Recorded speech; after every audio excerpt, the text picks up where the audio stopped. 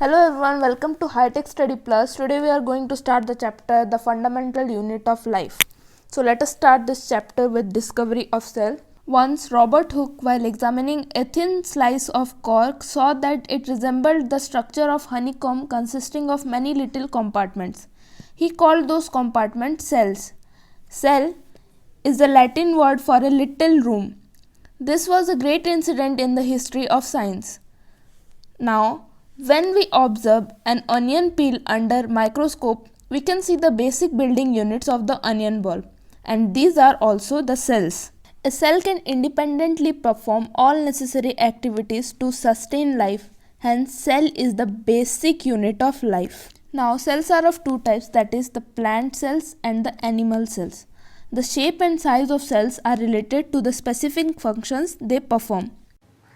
Each cell has got certain specific components within it known as cell organelle.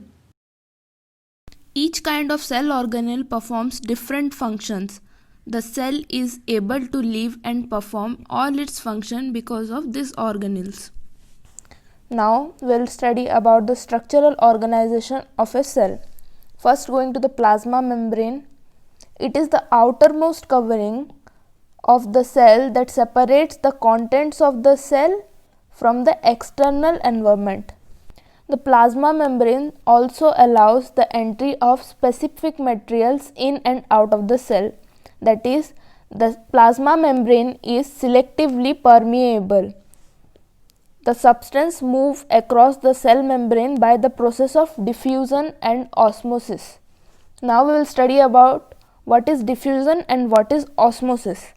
Diffusion, the movement of substance from the region of high concentration to a region of lower concentration. Example, CO2 and O2 moves across the cell wall.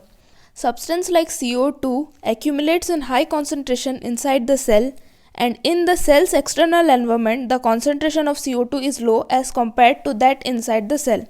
As soon as there is a difference of concentration of CO2 inside and outside a cell, CO2 moves out of the cell from a region of high concentration to the region of low concentration outside the cell by the process of diffusion. Similarly, O2 enters the cell by the process of diffusion. Now, osmosis. Osmosis is the movement of water molecules through a selectively permeable membrane, and it is affected by the amount of substance dissolved in the water. Thus, osmosis is the passage of water from a region of high water concentration through a selectively permeable membrane to the region of low water concentration till equilibrium is reached. Now, what will happen when we add an animal cell into sugar or salt solution? So, three things could happen. If the medium surrounding the cell has a higher water concentration than the cell, meaning that the outside solution is very dilute, the cell will gain water by osmosis, and such solution is known as hypotonic solution.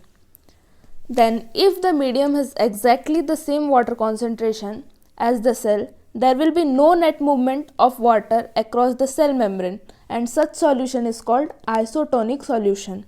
And if the medium has a lower concentration of water than the cell, meaning that it is a very concentrated solution, the cell will lose water by osmosis, and such solution is known as hypertonic solution. In hypotonic solution, the medium has higher water concentration than the cell, so the water will enter into the cell and the cell will swell. While in the case of isotonic solution, the medium and the cell have same water concentration and there is no overall movement of water and there is no change in the cell structure. Now going to the hypertonic solution, the medium has lower water concentration than the cell and the water will come out of the cell and the cell will shrink.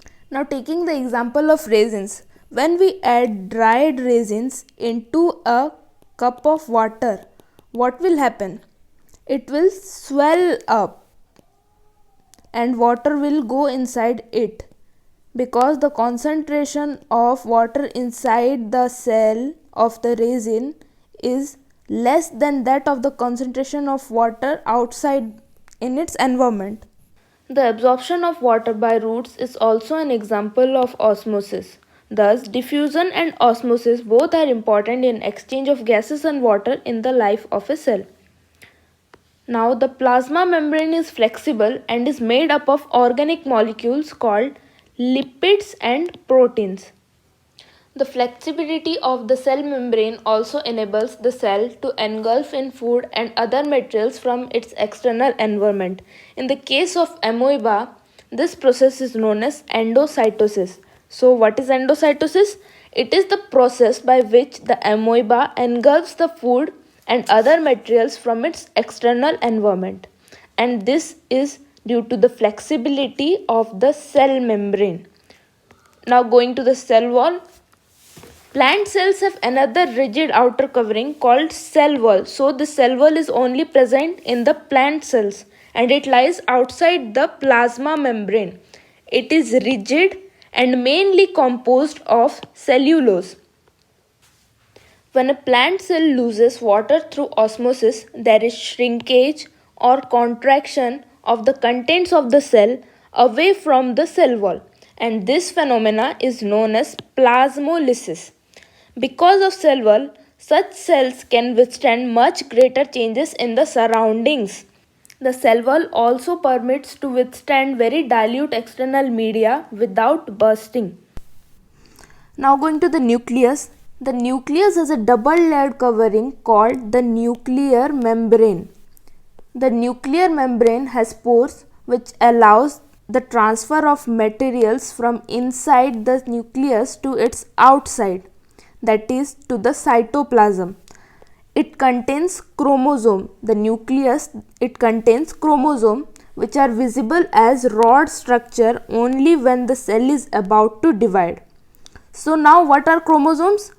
These chromosomes contains information for inheritance of characters from parents to the child in the form of DNA, that is deoxyribonucleic acid molecules. The chromosomes are composed of DNA and proteins and it contains the information necessary for constructing and organizing cells. You can see in the given diagram that your body is made of cells and the cell contains the chromosomes contain the DNA and the DNA contains the genes which carry the information of inheritance.